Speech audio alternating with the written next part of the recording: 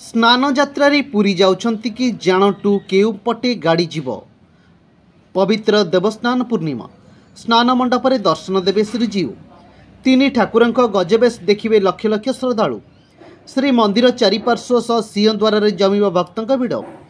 खाली जे श्रीमंदिर किंबा यार चतुर्पार्श्व भिड़ जमिब ता नुहे, समुद्र बेलाभूमि भी लागिब पर्यटन तथा यात्री भिड़।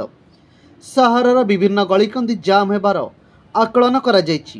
तेणु एही भिड़ नियंत्रण पई स्वतंत्र पुलिस व्यवस्था करा जायछि। श्रृंखलित स्नान यात्रा सह भक्तों श्रृंखलित दर्शन नहीं पुरी एसपी गणमाध्यम को कहिसेंती लक्षाधिक भक्तों आगमन को नहीं पुलिस पक्षरु व्यापक प्रस्तुति करा जायछि। ट्राफिक पई स्वतंत्र व्यवस्था सह वीआईपी पई स्वतंत्र व्यवस्था करा जायछि।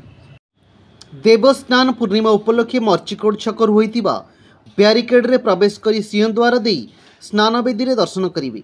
पहंडी समय रे टिकेटधारी माने दक्षिण द्वार रे प्रवेश करिवे। मार्केट छकरु नो वेहिकल जोन करा जायछि। केवल पासधारी माने मर्चिकोड छक पर्यंत जाई परिबे। पार्किंग पाई मध्ये व्यापक व्यवस्था होइछि।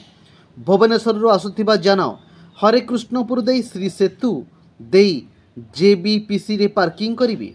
श्री मंदिर बाहर भिड़ नियंत्रण पई व्यवस्था होइछि। श्री मंदिर सिंहद्वार दे भक्त माने प्रवेश करिवे और बाकी तीन द्वार दे प्रस्थान करिवे। छिनताई अपराधी को रोकिया पई पुलिस मुतयन हेबे। गरम को दृष्टि रखी भक्तों को साहाय्य करने निर्देश